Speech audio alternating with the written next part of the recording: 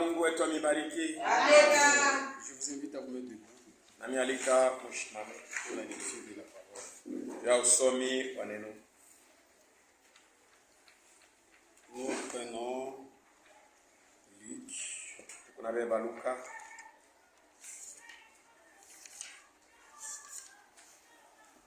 Kweli. Bwana Yesu. Kweli. Bwana Yesu. Kweli. Bwana Yesu ndiye Mwokozi. Oh, kweli. Bwana Yesu. Kweli. Bwana Yesu. Kweli. Bwana Yesu ndiye Mwokozi. Oh, mosa. Sauti yake. Sauti yake. Sauti yake muna uzima.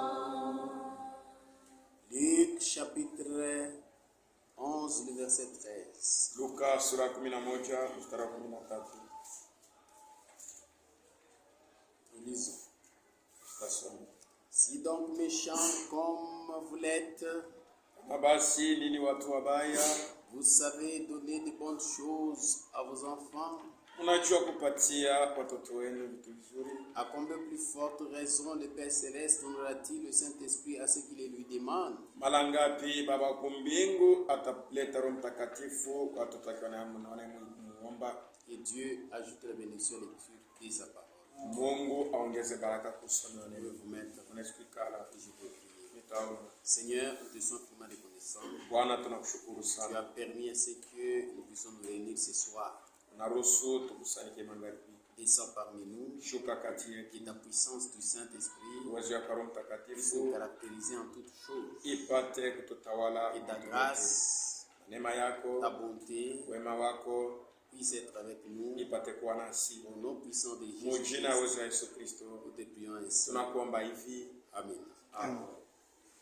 Nous continuons notre sujet. Tunaendelea mahubiri yetu. Comment recevoir le scellement du Saint-Esprit? Ni namna gani tunaweza kumpokea Roho Mtakatifu? Et nous parlons aussi sur l'évidence du Saint-Esprit. Na tukunasemezea tena pa ile hakikisho ya Roho Mtakatifu. Nous avons dit Tulisema kwamba que Dieu il l'a promis dans Joël chapitre 2 verset 28. Mungu alilaka Yoeli sura ya 2 mstari wa 29 Il a dit, anasema, après ces jours-là, kisha ile siku je répandrai mon esprit sur toute chair. tamimia roho wangu yule ya mwili yote. Vos fils, vos filles prophétiseront. Wana na binti wenu watatafsiri, Les vieillards auront des songes. wazee watakuwa na ndoto. Je répandrai mon esprit Tamimia roho wangu même sur les serviteurs des servantes. hata yulu ya watumishi wangu na wakijakazi. C'est une promesse. Ni malako Dieu a promis Mungu alilaka de baptiser du Saint-Esprit. hapa tubatiza kwa Roho Mtakatifu. C'est pourquoi il baptise de son esprit Ndio kwa maana iko nabatiza kwa Roho Mtakatifu selon sa promesse. kufuatana na malako yake. Et le Saint-Esprit, Na Roho Mtakatifu comme onction, sawa mafuta ça peut tomber sur les bons, inaweza kushukia wazuri même sur les méchants, hata kwa watu wabaya, pour enfin d'opérer son œuvre. sipate kutimiza kazi yake. Mais le seulement, Lakini muhuri c'est seulement aux véritables croyants. ni paka baliokuwa waaminifu wa kweli. C'est pourquoi tout le monde Ndio kwa maana watu wote n'a pas droit de recevoir le seulement du Saint-Esprit. hapana na ile ruhusa ya kumpokea Roho Mtakatifu. Vous ne verrez jamais quelqu'un Hautaona mtu qui se retrouve dans le faux mwenye kuambia bongo et recevoir le seulement du na Saint-Esprit. napokea Roho Mtakatifu. Et nous avons dit le baptême du Saint-Esprit comme onction. Tunasema ya kwamba ubatizo wa Roho Mtakatifu sawa vile upako Ça peut tomber sur toi sur le premier sphère inaweza kushukia pa mwili et même dans l'esprit. hata roho. Seul le seulement va dans l'âme. Ni paka muhuri njoo iko nenda mnafsi. Alléluia. C'est pourquoi hier nous avons dit Ndio kwa maana jana tulisema le baptême du Saint-Esprit, ubatizo wa Roho Mtakatifu, le scellement du muhuri Saint-Esprit, wa Roho Mtakatifu c'est une promesse. ni malako. Alléluia. Et nous avons dit, Na tulisema Dieu donne le Saint-Esprit Mungu yuko analeta Roho Mtakatifu à ceux qui le lui demandent. kwa pale wanakuwa namuomba yeye. Alléluia. Vous pouvez venir, Unaweza kuya, vous pouvez croire, unaweza kuamini. mais si vous ne vous intéressez pas au scellement du Na Saint-Esprit, kama wewe hautamani muhuri wa Roho Mtakatifu, vous n'avez pas soif au na kiu que Dieu puisse habiter en vous, ya kwamba Mungu afanye makao yake ndani il yako, ne viendra pas en vous. hata kuya ndani yako. Alléluia. C'est pourquoi l'homme de Dieu, William Ndio kwa Branham, maana mtumishi wa Mungu William Branham alisema vous ne pouvez pas recevoir le Saint-Esprit hawezi kumpokea Roho Mtakatifu si vous ne le désirez pas. kama wewe amtamani. Alléluia. Vous ne pouvez plus non plus le recevoir Hawezi tena kumpokea si vous ne connaissez pas qui est le Saint-Esprit. kama au mfahamu Roho Mtakatifu ni C'est nani. pourquoi nous avons montré Ndio kama tulionyesha qu'est-ce que c'est le Saint-Esprit Roho Mtakatifu ni et nini pourquoi il a été na donné. juu ya nini aliletwa kwetu. Maintenant, Sasa c'est nous les véritables croyants. ni sheba mnifunga kweli, Nous devons avoir soif tunapasha kuwa na kiu, que Dieu puisse demeurer en nous. Mungu apate kufanya makao ndani yetu. Et tout celui qui a soif, Na ule teko na kiu il cherche à tout prix eko natafuta kila wakati à se conformer alinganishwe à toutes les conditions possibles na kanuni yote inayostahili, afin que Dieu puisse venir demeurer en lui. hivi Mungu apate kudumu ndani yake. Alléluia. La soif, c'est quelque chose de très capital. Kiu ni kitu kiliokuwa cha bei C'est sana. pourquoi hier, nous Ndio avons kwa maana lu jana tulisoma dans Psaume, Zaburi chapitre 42, sura ya 42, lisons cela. tusome Psaume 42, Zaburi 2 42 verset 2. mstari wa pili. Psaume 42, le verset 2. Zaburi Mon âme a soif nafsi yangu iko na kiu ya Mungu, du Dieu vivant. ya Mungu aliye hai. Nous devons avoir soif Tunapasha kuwa na kiu pour que Dieu puisse habiter en nous, hivi Mungu aikae ndani yetu, pour qu'il puisse nous sceller. hivi apate kututia muhuri. Et celui qui a soif, Na ule kuna kiu il cherche à ce que eko natafuta namna il kusema puisse étancher sa soif. apate kumaliza kiu yake. Celui qui a faim, Ule kuna njala il cherche à ce qu'il soit rassasié, anapenda qu'il ashibishwe, puisse manger, akule. tel que l'Écriture a dit. Sabila liko inasema Heureux ceux qui ont faim et soif de la justice, ili kwa wale wote wako na njaa na kiu ya haki, car ils seront kwa rassasiés. maana watashibishwa. C'est pourquoi celui qui a soif, Ule kuna kiu, celui qui a faim, ule kuna njala, il cherche à tout prix eko natafuta namna yote la nourriture chakula pour qu'il soit rassasié. hivi apate kushibishwa. C'est pourquoi vous voyez dans la vie, Ndio kwa maana mko naona maisha il y a des gens kwa bantu qui travaillent durement, ndio kunatumika sana, qui vont chercher la nourriture loin, banaenda kutafuta chakula mbali, qui dorment même en brousse, banalala hata pori, qui dorment même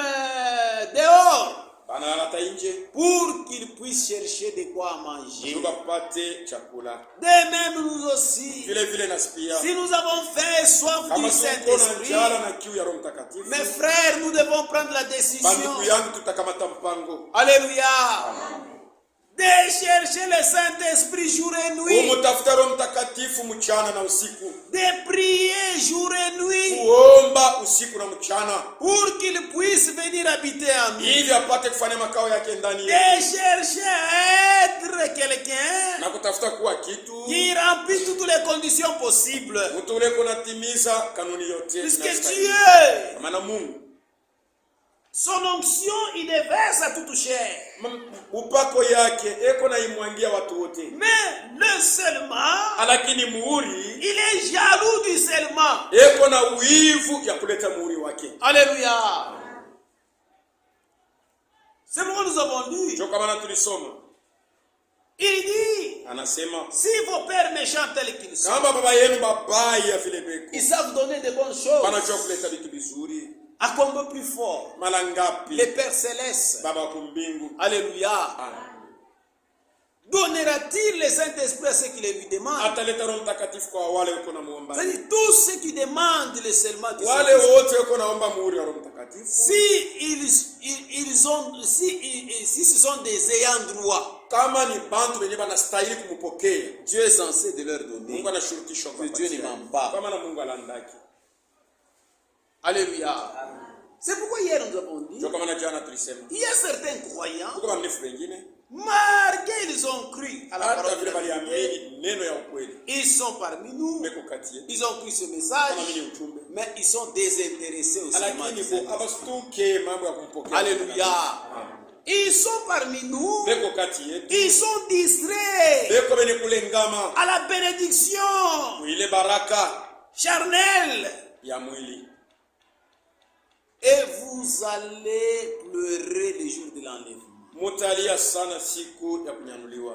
Pendant que nous voyons Wakati tu kunaona les signes de sa venue s'accomplir à nos yeux, alama yote ya kurudi kwake Christ inatimilika. est à la porte. Kristo yuko mlangoni. C'est le moment. Ni wakati Chacun de nous doit s'examiner inapaswa kila mmoja alichunguze, pour qu'il puisse regarder en lui angalie ndani yake s'il a déjà expérimenté les seulement du kama kweli Saint-Esprit. kweli asha kumpokea muhuri wa Roho Puisque Mtakatifu. si Christ n'habite pas en toi, Kama Kristo akae ndani tu yako, ne seras pas enlevé. hautanyanuliwa. Si Christ n'habite pas en toi, Kama Kristo akae ndani si tu yako, meurs, ukikufa tu n'auras pas part à la première résurrection. hautashiriki kufufuka C'est yako. le moment que chacun de nous Ni wakati ile kila mmoja doit wetu vérifier son expérience. anapasha kuangalisha mzuri onjo yake Et le Saint-Esprit, na Roho le Mtakatifu. seulement du Saint-Esprit, Muhuri wa Roho Mtakatifu c'est une expérience ni onjo personnelle. binafsi. Et tout croyant Mwaminifu véritable yote wa kweli doit anapashwa expérimenter ça, kuonja, doit palper ça. anapashwa kuigusa. Alléluia. Il y a d'autres aussi qui les désirent, Kuko wengine bena mtamani qui le demandent, ndiko namuomba, mais en dehors de la volonté, lakini nje ya mapenzi ya Dieu ne Mungu, peut pas leur donner. Mungu hawezi kupatia hiyo. C'est pourquoi dans Jacques chapitre 4, Mu Yakobo sura ya 4 nous avons lu avec vous tulisoma na mweye. Jacques chapitre 4, Yakobo sura ya 4 tunaweza kusoma le verset 5, mstari wa 5. l'Écriture dit ceci. Andiko inasema hivi. Jacques 4. Yakobo On peut commencer le verset 3. tunaweza kuanzia Vous kusoma. demandez Mkunaomba et vous ne recevez pas na mupokee parce que vous demandez kwa mal. maana mnaomba mbaya. Alléluia.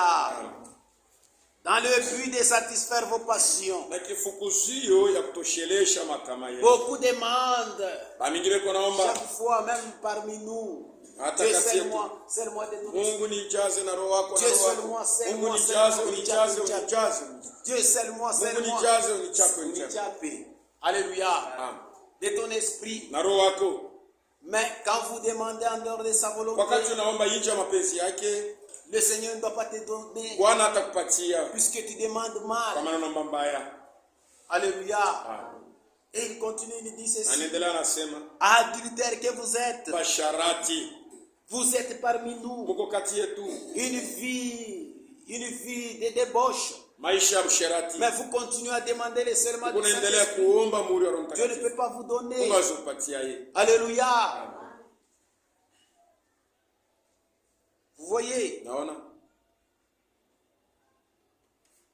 ne savez-vous pas que l'amour du monde Hamjua kwamba mapendo ya dunia est imité contre Dieu? ni bwadui na Mungu. Celui qui veut être ami du monde Ule anapenda kuwa rafiki wa dunia sera l'ennemi de Dieu. hata kuwa adui wa Mungu. Si vous aimez le monde, Kama unapenda dunia, vous mettez le monde en première position. unaweka dunia fashi ya Vos kwanza, affaires en première position. biashara yako fashi ya kwanza, Et vous demandez le Saint-Esprit. na unaomba Roho Dieu ne Mtakatifu, peut pas vous donner. Mungu hawezi kupatia yeye. Alléluia. Si vous suivez votre corps, Kama unachafula mwili wako, alléluia, il ne viendra pas habiter en vous. hata kuya kukaa ndani yenu. Pourquoi? Ya nini? Puisque l'Écriture nous dit Kwa maana ceci ndiko inasema hivi, dans 1 Corinthiens chapitre 6. Wakorintho wa kwanza 6.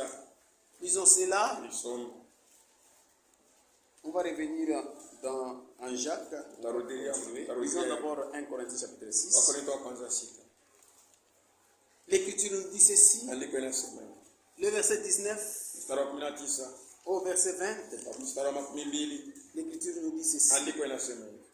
Ne savez-vous pas que vos corps est le temple du Saint-Esprit qui est en vous? Hamjui ya kuwa mwili wenu ni makao ya Roho Mtakatifu iliyokuwa ndani yenu. Que vous avez reçu de Dieu. Ule mlipokea kwa Mungu. Que vous ne vous appartenez pas à vous-même. Na hamuna tena benye kuwa na uwezo yenu mwenyewe. Le corps ici que nous Hii avons. mwili tuko nayo. C'est ça le temple du Saint-Esprit. Joye ni makao ya Roho Mtakatifu. Alléluia.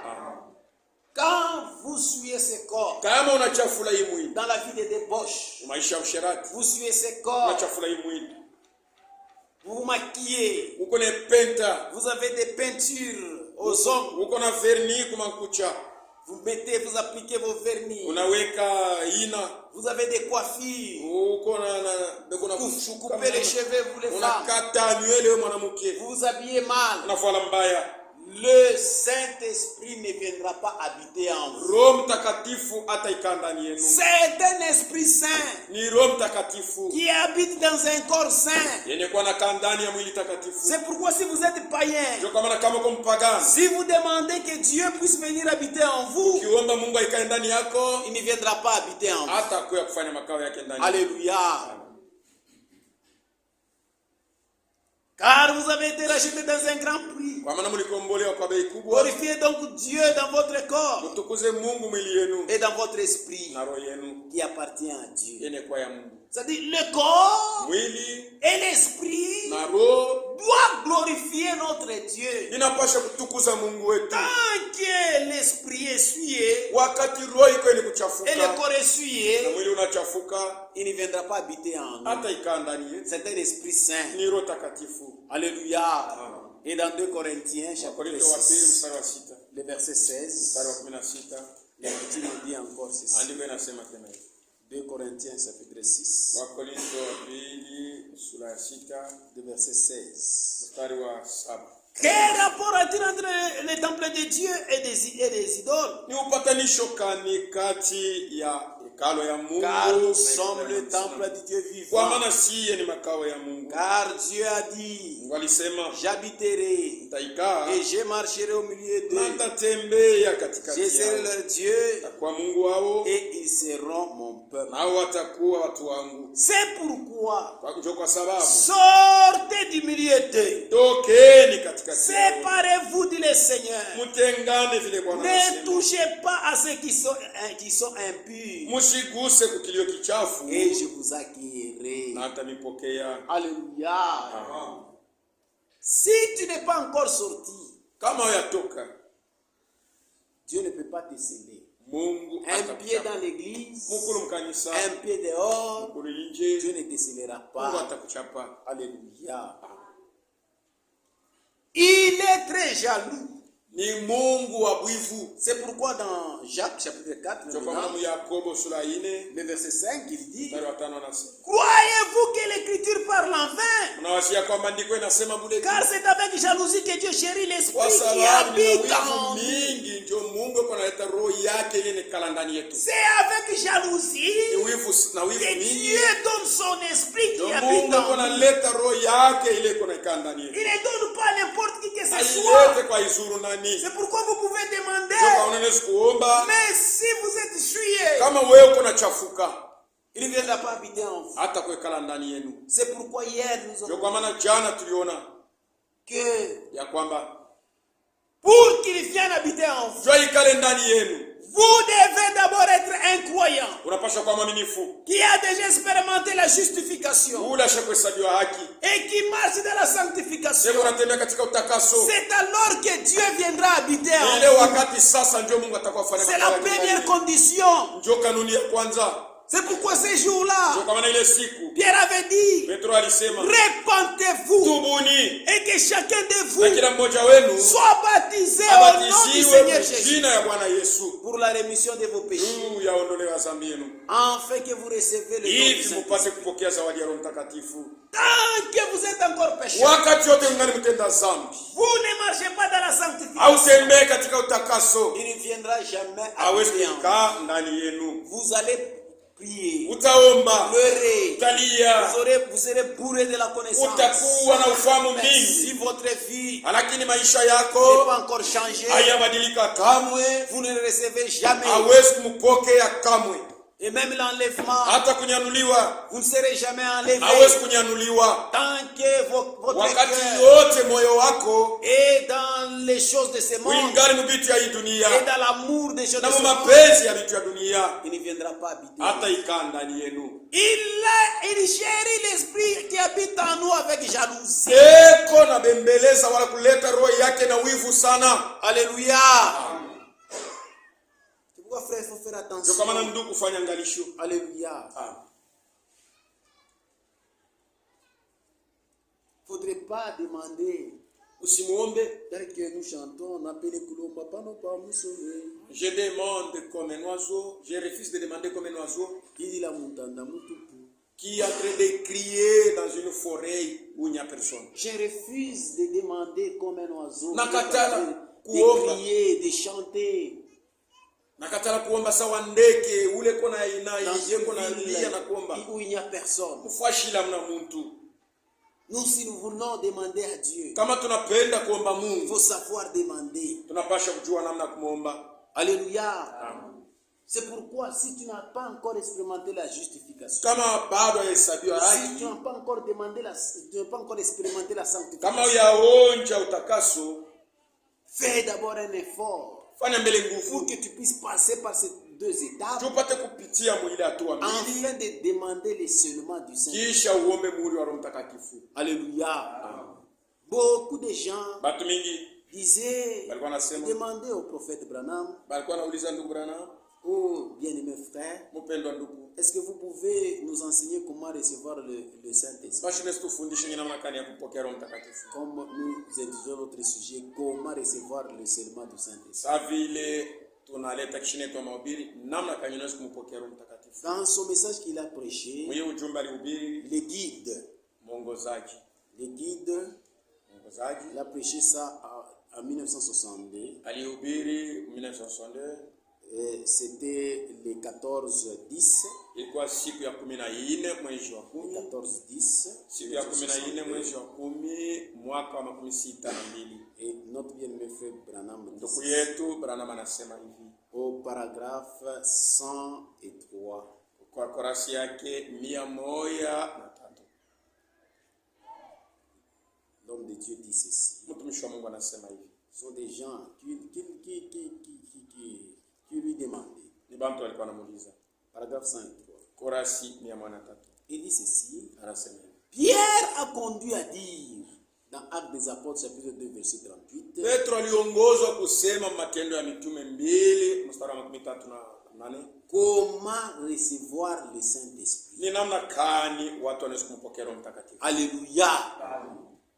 Si vous voulez savoir comment vous devez recevoir le Saint-Esprit, Kama unapenda kujua ni namna kani unaweza kumpokea Roho Mtakatifu, rentrez d'abord dans ce que Pierre avait connu. rudilia mbele muile ongozaji ya Petro. Il dit, répentez-vous Alisema tubuni et que chacun de vous soit baptisé. na kila mmoja wenu abatiziwe, Après, kisha au nom du Seigneur Jésus, mjina ya Bwana Yesu pour Kristo le pardon de vos juu ya péchés. usamehe wa dhambi yenu. Ensuite, Kisha le guide s'occupera de vous mwongozaji yeye mwenye pour atamiangaikia le reste du chemin. juu ya ile inabakia njiani. Oui, c'est ça qu'il faut faire. Ndiyo, ni ile tunapasha kufanya. D'abord, Mbele, la première condition, kanuni ya kwanza, répentez-vous de vos tubuni péchés, kwa madhambi yenu, de votre incrédulité, kutokuamini kwenu, de ne pas avoir cru ces choses. muvila mkuamini hivi vitu. Répentez-vous, Tubuni, puis soyez baptisés. kisha mubatizwe, Ensuite, le guide s'occupera de vous na kisha mwongozaji atakuwa pour kumiangaikia le reste du chemin. juu ya ile inabakia njiani. Voyez-vous? Unaona, C'est votre devoir. ni shurti yenu, C'est votre devoir de vous repentir. ni mapasho ile mko nayo ya mwe kutubu. Alléluia. C'est pourquoi hier nous avons dit, Ndio kwa maana jana tulisema si vous avez des péchés inconfessés, kama mko na madhambi yenu ya tubu, mon frère, ma ndugu soeur, yangu, dada yangu, tant que vous n'avez pas encore réparé, wakati yote yatengeneza vous ne vous êtes pas encore repenti, au yatubu, le Saint-Esprit ne viendra pas. Roho Mtakatifu atakuya. La première condition, Ni ya kwanza, vous devez expérimenter la unapaswa justification. kuonja kuhesabiwa haki. Et pour y parvenir, Ndio ufikieko, il faut que vous vous repentiez unapaswa kutubu et que Dieu puisse vous na Mungu justifier. apate kumhesabia haki. Alléluia. Voyez-vous, Unaona, c'est votre devoir de vous ni repentir. mapashwa yenu, mnapaswa kutubu. Et ensuite, les guides s'occuperont du reste du Na chemin. kisha mwongozaji atahangaikia mabaki ya safari. C'est votre devoir d'être baptisé. Ni shurti yenu ya mwe kubatiziwa. Alors, c'est le devoir des guides de s'occuper de vous dans le Ni reste du kazi chemin. sasa ya mwongozaji apate kuhangaikia njiani kule mko naenda. Premièrement, les guides, après que vous vous ayez repenti Mbele ya yote mwongozaji kisha we kutubu et que vous soyez baptisé, na unabatizwa, il vous conduira de la vertu. atakuongoza katika uwezo. Alléluia. Amen. Si vous expérimentez la justification, Kama weye unafanya honja Dieu kwa viendra vous rendre capable. Mungu atakuya kukuwezesha. Et de la vérité et la connaissance. Na unatoka kuile uwezo unafika mufahamu. C'est là qu'il va commencer à t'enseigner. Ndio pale atakuwa anakufundisha. Et quand il t'enseigne, Wakati kuna c'est kufundisha, pour que tu accueilles la connaissance. tu upate kupokea ufahamu. Tu dois déposer chaque enseignement en toi. Unapaswa kuweka ile mafundisho yote ndani yako. Alléluia. Amen. De la connaissance à la tempérance. Kufahamu na kujizuiza.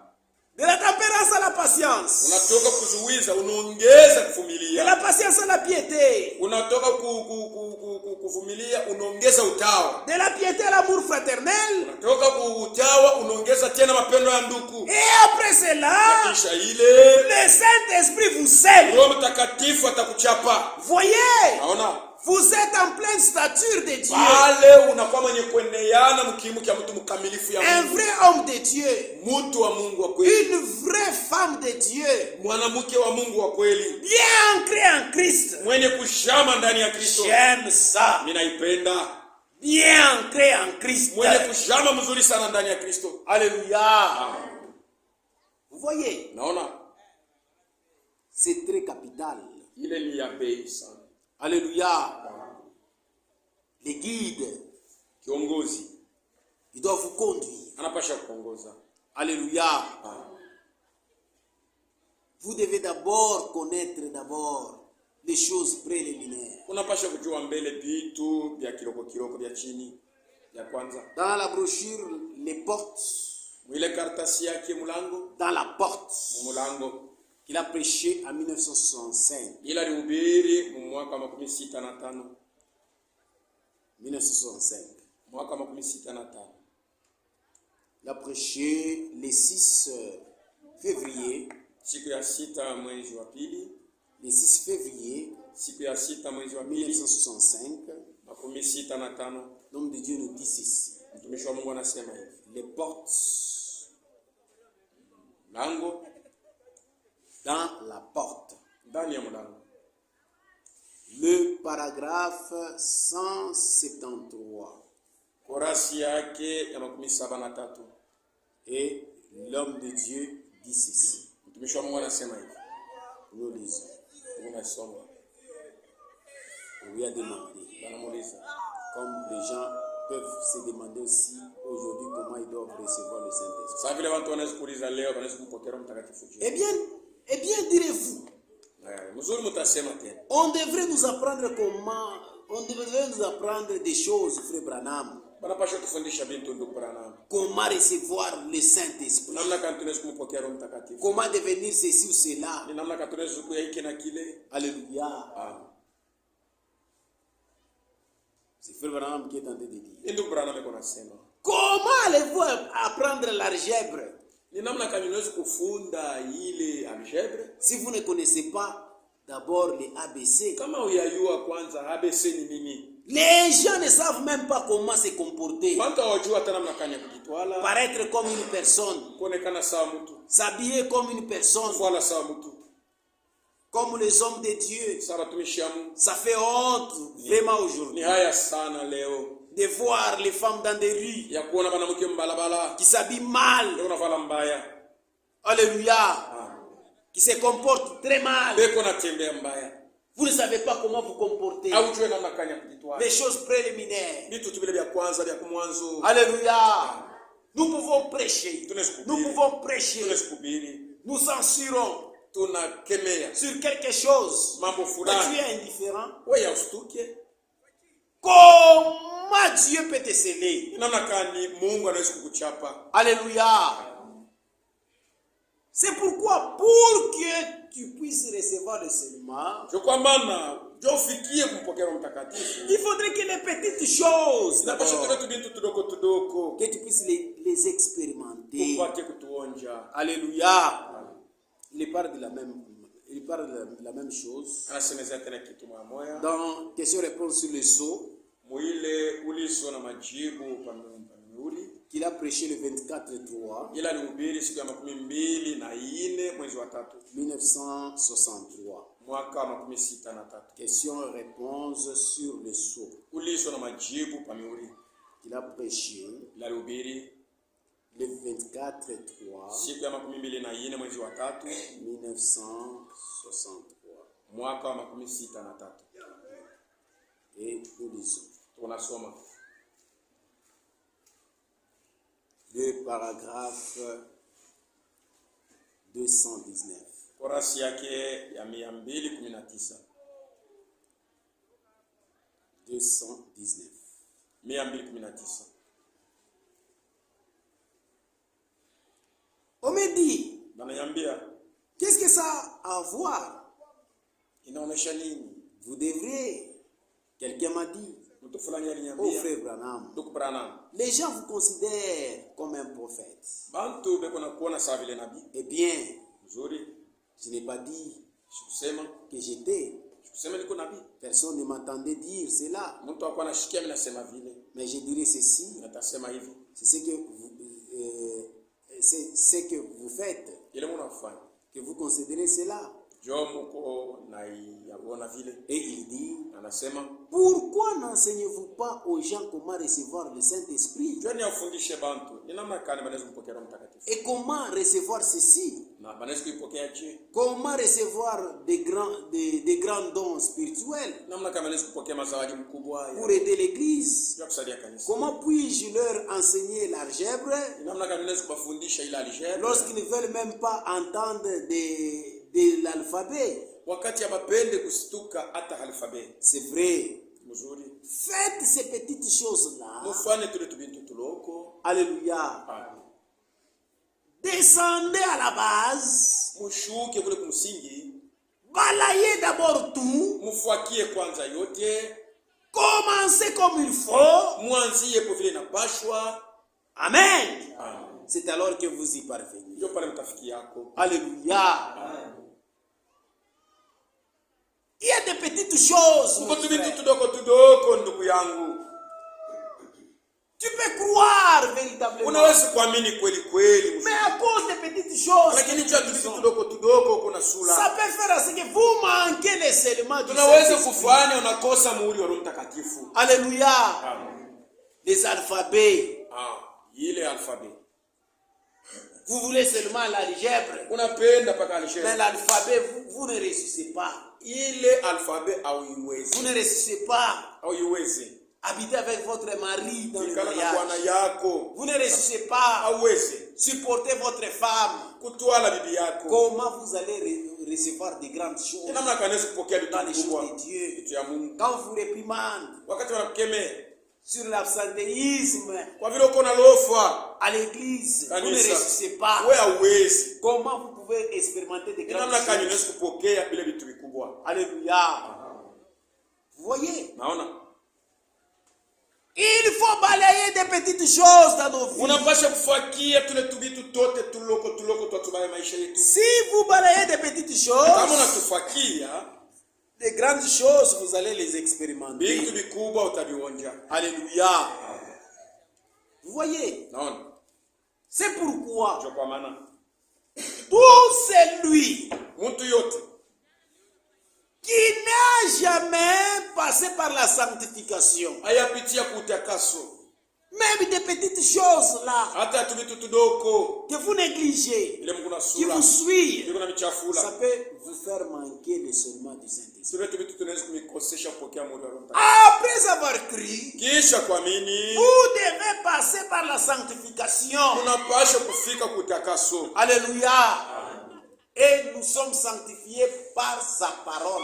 Na tunatakasika na neno lake. Car il a dit, Kwa maana anasema Père, sanctifie-les par ta parole. Baba watakase kwa neno lako. Car ta parole est la vérité. Kwa maana neno lako ni ukweli. Alléluia. Vous voyez, Naona? c'est pourquoi nous devons d'abord se tunapasha mbele sanctifier, kujitakasa. chercher à balayer des petites choses, Tutafuta kufiakia tu vitu vyote. à être en conformité avec sa Kwa parole. mpatanisho na neno C'est lake. alors que Dieu, Ndio pale Mungu il peut nous sceller de son esprit. anaweza kutuchapa na roho yake. Alléluia. Et nous sommes sanctifiés par la parole de la vérité. Na tunatakasika kwa neno ya ukweli. C'est pourquoi dans Ephésiens, Ndio kama mwa Efeso Alléluia, ah chapitre 1er, sura ya kwanza il y a une condition qui est très capitale. kuko kanuni moja yenye kwa faida sana. Pour les seulement, Jamhuri Dieu, il est jaloux. Mungu yuko na wivu. Il ne scelle pas n'importe qui que ce soit. Ekala yake iko na chapa Il ne hizo. scelle jamais un croyant désobéissant. Non. Hawezi kuchapa mwaminifu No. kutokutia pana. Ephésiens chapitre 1er. Kwa Efeso sura ya kwanza. Le verset 13. Mstari wa 13. En lui, Ndani yake vous aussi, nini pia? après avoir entendu la parole de la vérité, Kisha nini kusikia neno ya ukweli? l'évangile de votre salut, Injili ya wokovu yenu. en lui, Ndani yake vous avez cru. mliamini. Alléluia. C'est ça les conditions majeures. Ndio kanuni yenyewe ya mnene. Vous devez écouter d'abord l'évangile de votre salut. Unapaswa kushikia injili ya wokovu yako. Et vous devez écouter la parole de la vérité. Na kushikia neno ya ukweli. Alléluia. Amen. C'est-à-dire, Sema vous êtes quelqu'un qui est déjà né de nouveau. huko mtu ule anazali kwa mara ya Tu pili. as déjà expérimenté la nouvelle naissance. Unaonjwa kuzali kwa mara ya Et pili. vous vous retrouvez là où on prêche la parole de la vérité. Unakutanika fashe nibe kuna ubiri neno ya ukweli. Alléluia. Amen. Là où on prêche le mensonge, Fashe beko na ubiri bongo. Dieu ne viendra jamais sceller un Mungu mensonge. atakuya kutia muhuri bongo. Alléluia. Amen. Il dit en lui, Anasema ndani yake après avoir entendu la parole de la vérité, kisha nini kusikia neno ya ukweli? l'évangile de votre salut, Injili ya wokovu yenu. en lui vous avez cru. Ndani yake mliamini. Et vous avez été scellés du Saint-Esprit qui avait été promis. Na mulichapwa na Roho Mtakatifu ule alilakwa. Le scellement du Saint-Esprit. Muhuri wa Roho Mtakatifu. Dieu ne scelle jamais n'importe qui que ce soit. Mungu ekalake ko natia muhuri wake kwa izuru Comment vous nani. pouvez le Namna recevoir? kaminezi kumpokea C'est en croyant d'abord à l'évangile. du wakati salut. unaamini injili ya wokovu. C'est en croyant à la parole de la Ni vérité. wakati unaamini neno ya ukweli. Tout ce que nous vous disons, Yote tunamiambia. qui sont les paroles de la vérité, Yenye kuwa neno ya ukweli. vous devez d'abord croire à Unapaswa cela. kuyamini. Alléluia. Ne négligez rien. Ushisule kitu. Si vous négligez, Kama unasula, ma soeur, dada yangu, mon frère, ndugu yangu, vous ne recevrez jamais le seulement du Saint. hautapokea kama muhuri wa Roho Mtakatifu. Alléluia. Vous comprenez? Est-ce que mnaelewa? Ne soyez pas négligents. Ushikwe mtu wa kusula mama. Croyez à chacune des paroles qui sont. Amini kila sehemu ya neno iko natoka. Vous pouvez être ici. Kuna siku hapa Dieu vous a donné la chance. Mungu anapatia bahati. Quand nous prêchons, Wakati unahubiri, tu nous dis, ah, Dieu nous a envoyé des serviteurs. Mungu anatumia watumishi wake. Ah, il prêche la vérité. Beko nahubiri kweli. Oh, il prêche bien. Beko nahubiri mzuri, mtumishi C'est fulani, bien. ni mzuri. Est-ce que croyez-vous Basi uko naamini à la parole qui vous est déjà ile prêchée? neno banakuhubiri, Obéissez-vous uko naiti. à la parole qui vous est déjà prêchée? Neno ile banakuhubiri. Alléluia. Puisque si vous ne croyez pas en ça, Kama waamini. alléluia, vous n'obéissez pas à ça, Hauiti. Dieu ne viendra jamais vous sceller. Mungu atakuja kukuchapa. Dieu ne scellera jamais Mungu azikutia muhuri les gens qui sont désobéissants. watu wale wa kutokutii. Puisque pour le scellement, Tunapata kutia muhuri. l'inspecteur Mwangalisi lui-même contrôle yeye mwenyewe eko naangalisha. si la parole est bien arrangée dans Kama ton âme. neno iko ni kupanga mzuri ndani ya moyo wako. Pour le scellement, Tunapata kukuchapa. alléluia. Regardez ce que l'homme de Dieu dit. Mwangalie kile mtumishi wa Mungu anasema. Dans le message qu'il a prêché, Mjumbe alihubiri qu'est-ce que c'est le Saint-Esprit? Roho Mtakatifu ni Il nini? a prêché le 16, 12, 1959. Siku ya 16 mwezi wa 12 Le 16, 12, 1959. mwaka wa 59. Qu'est-ce que c'est le Saint-Esprit? Roho Mtakatifu ni nini? Et le paragraphe 46. Korasi yake ya 16. Et l'homme de Dieu dit ceci. Mtumishi wa Mungu anasema hivi. Qu'est-ce que c'est le Saint-Esprit? Roho Mtakatifu nini? Le paragraphe 46. Korasi ya 16. L'inspecteur passe Mwangalishe iko napita et il vérifie na iko naangalisha toute chose. kila kitu. Alléluia. Amen.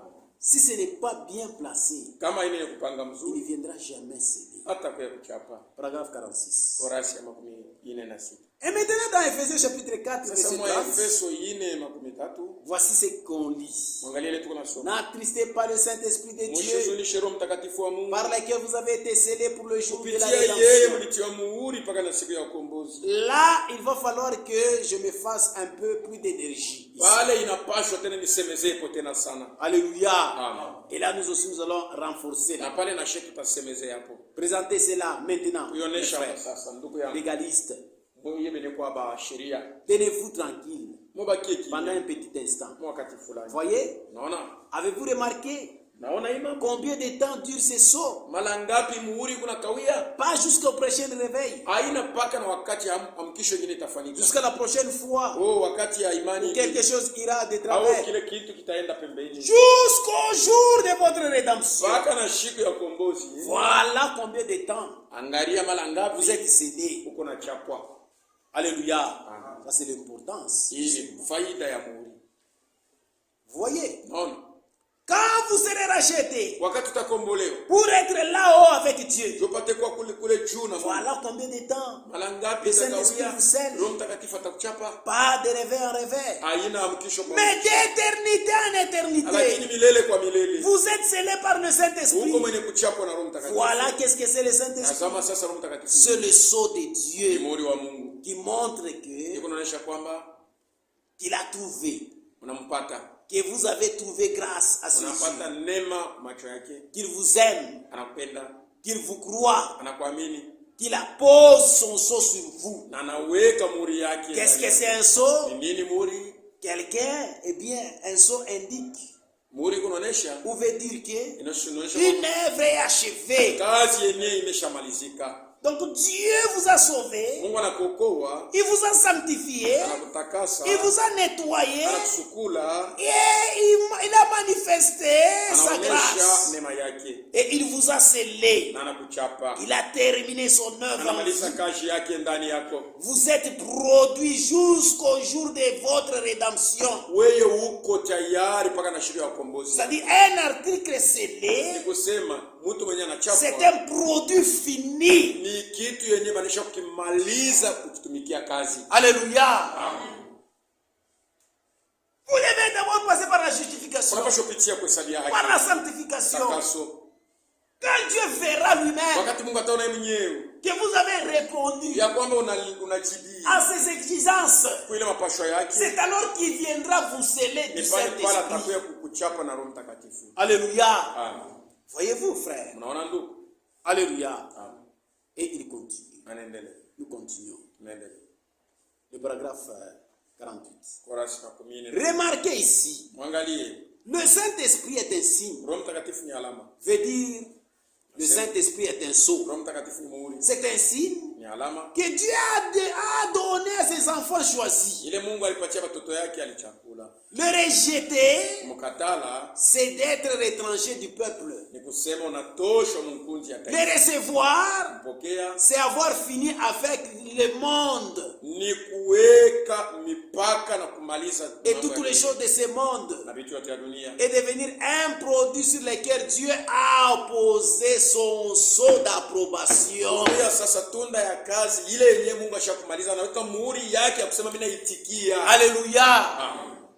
Dieu doit approuver votre foi. Mungu anapaswa kuitikia imani yenu. Alléluia. Amen. Il regarde comment il vous a donné sa parole. Anaangalia vile alituma neno kwako. Comment vous prenez la parole. Ni namna gani uko unaipokea ile neno. Comment vous obéissez à la Ni parole. namna gani uko unatii neno. C'est alors que Dieu Ndio pale Mungu sasa approuvera votre foi. ataitikia imani yako. Il approuve votre foi Anaitikia imani yako en vous scellant de son kwa esprit. kuchapa na roho yake. Alléluia. Amen. Tant que vous êtes un chrétien Wakati yote uko Mkristo limitrophe, wa kumipaka un chrétien mwaminifu qui n'est pas agréable à Dieu, kula mpendeze Mungu, Dieu ne viendra jamais Mungu atakuya kama vous sceller kuchapa. parce qu'il n'approuve jamais votre Kwa foi. maana itikie imani yenu. Vous vous absentez à l'église Uko nalofo kanisa, pour vos affaires, jua biashara pour les yako, choses de ce monde. jua vitu ya dunia. Vous vous absentez à l'église Unalofo kanisa, pour les travaux jua ménagers. makazi ya kunyumba. Dieu ne peut pas approuver cette Mungu hawezi foi-là kuitikia ile imani. et il ne viendra pas vous sceller. Na hatakuya kuchapa.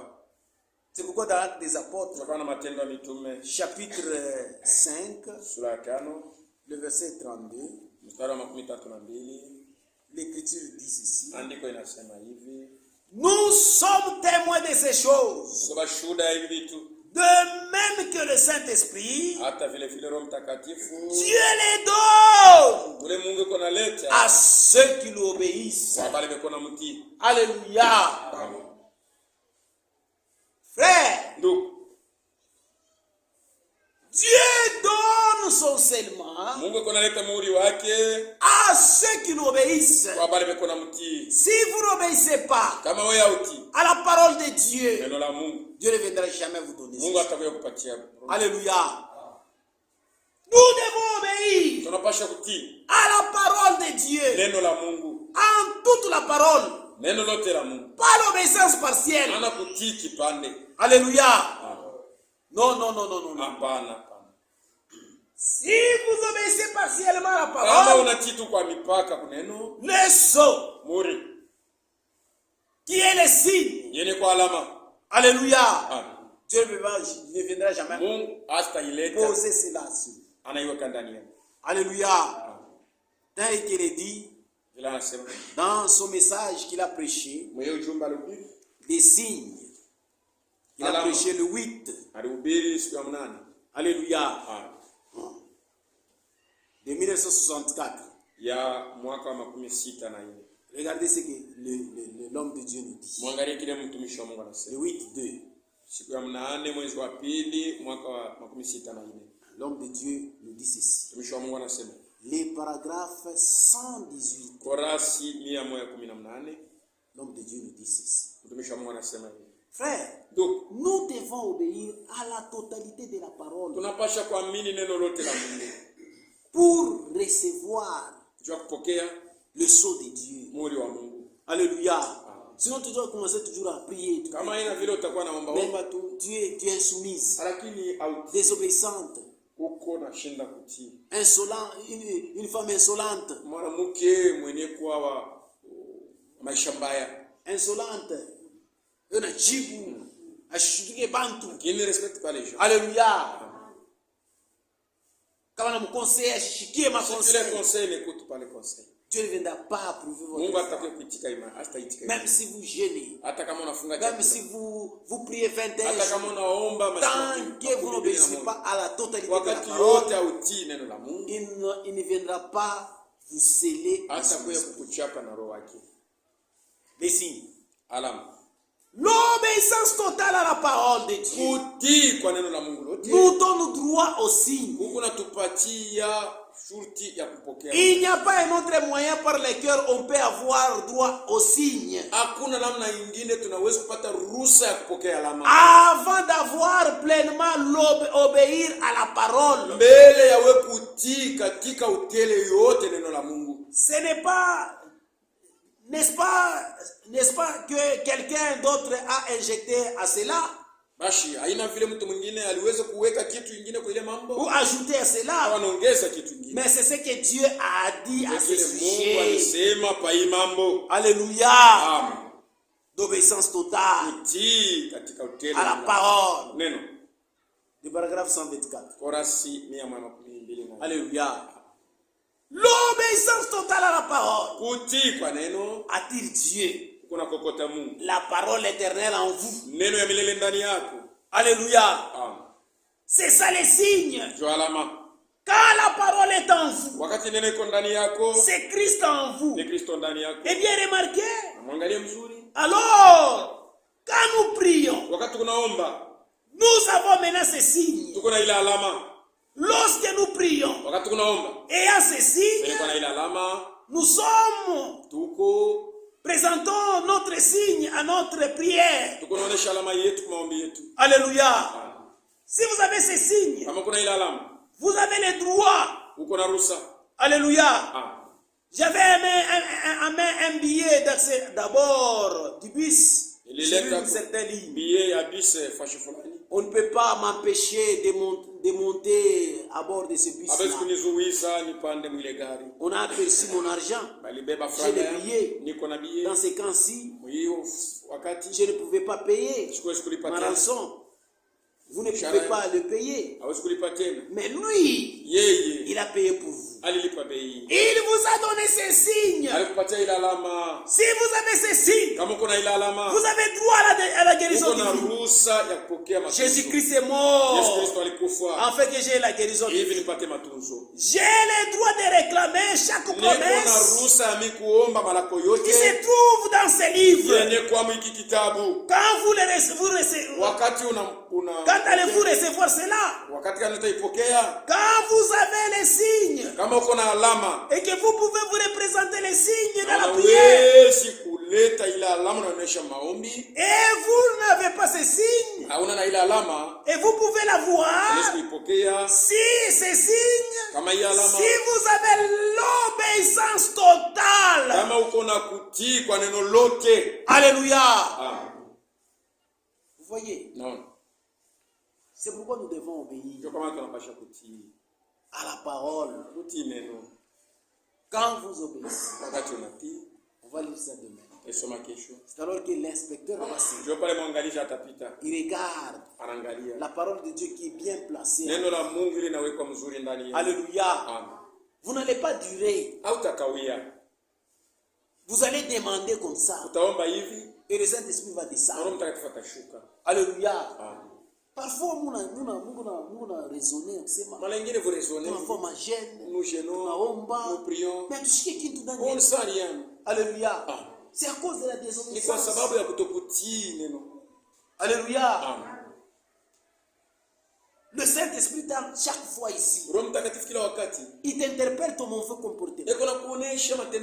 Des petites choses là qui les remarques dans la moitié vie, faire moitié vie, où on a fait semblant. Mais toi tu fais semblant. Frère, mon frère, l'enseignement du Saint-Esprit, ce n'est pas que tu vas recevoir par la foi. Tel que nous disons, si vous demandez quelque chose, croyez que vous l'avez fait. On a un téléphone. Toi, tu n'as pas de téléphone. Tu as demandé le téléphone. Tu as c'est une expérience palpable. On ne peut pas te demander. Tu as le Saint-Esprit. Par la foi gelée. Non. Il faudrait que vous l'expérimentez. Et pour l'expérimenter, c'est l'obéissance totale à la parole. Quand on prêche la parole, répentez-vous. Quand on prêche la parole, allez réparer vos vies. Quand on prêche la parole, vous devez vous sanctifier. Votre corps saint, vous vous sanctifiez. Votre esprit saint, vous vous sanctifiez. On prêche telle parole. anahubiri neno fulani, Vous accomplissez cette parole. unaitimiza maisha yako. L'obéissance totale à la parole Utii kwa neno lote la Mungu vous donne droit à ces signes. Mungu anakupatia ruhusa ya kupokea ile alama. Ainsi l'inspecteur Na pale passera. mwangalizi atapita, Alléluia. amen, En toi il regarde. anaangalia ndani yako, Telle parole est bien ile arrangée. neno liko ni kupanga mzuri. Alléluia. On peut lire cela. Yesu Kristo, Alléluia. L'inspecteur passera. mwangalizi atapita. Et le paragraphe 49. Qu'est-ce que c'est le Saint-Esprit? Autrefois, j'ai travaillé dans une compagnie de chemin de Mara fer ingine nilikuwa niko natumika mkampuni avec à la rue Waterbury. mwile nje ya Waterbury. On partait chercher des wagons. Tulikuwa nenda kuyaza wagon. Mon frère Dog debout là au fond, Ndugu yangu dogo mwenye kushimama kule mwisho charger les wagons. alikuwa yuko na yaza. Quand on est en train de chercher un wagon, Wakati alikuwa yuko na yaza, ils vont examiner ces wagons. alikuwa yuko na chunguza mzuri ile De wagon. fond en comble. Anaanza kuangalia ndani na vile itafika mwisho. L'inspecteur, Ule mwangalizi et s'il trouve quelque chose d'ébranlant, kama anakuta kitu kiko na tenka qui risquerait ndani, de tomber, kile kinaweza de kuanguka se briser, na kuvunjika. quelque chose qui pourrait causer des Kile dommages, kitu kinaweza kualabisha il ne vingine, scellera pas ces wagons. hata chapa ile. Tant que tout Wakati yote dans ces yote wagons ne sera pas ili wagon empilé comme il afanye faut, kupangwa mzuri vile inapashwa. tellement bien tassé Yeye kupanga et mzuri bien sana. disposé en Aende ordre, kuweka katika usawa. et que les secousses du Na hata voyage kuteka kwa ile ne wagon feront pas safari. mal aux produits qui Hakuwezi sont derrière. kualabisha vitu yenye kwa ndani. L'inspecteur ne scellera pas. Mwangalizi atachapa. C'est ça le problème aujourd'hui. Ndio mambo ya leo. Il n'y a pas beaucoup de seulement parmi nous. Hakuna watu wenye kutiwa muhuri mingi kati Il yetu. y a trop de laisser aller en nous. Bantu beko na sula sana tuma vitu kati yetu. Alléluia. Des petites choses Vitu là que turoko le prophète a turoko. dit, Ile nabii balayer. alisema mufakie. Alléluia. Amen.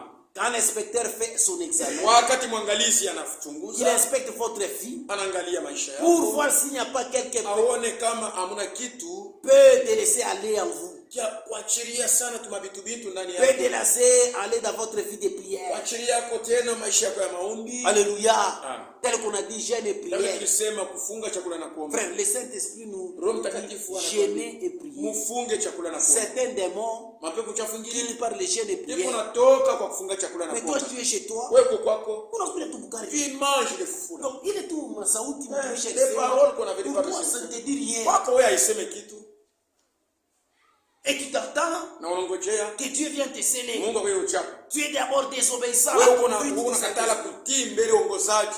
Il y a jeûne et prière. Kufunga chakula na Frère, maombi. bantu bote. Tout le monde. Kama unafua mambo, Si tu fais unacha quelque chose, tu te mbele. laisses d'abord. Unasema mimi nenda Je vais nifuate d'abord. conduite ya Roho Je Mtakatifu. dois suivre la conduite du Saint-Esprit. Alléluia.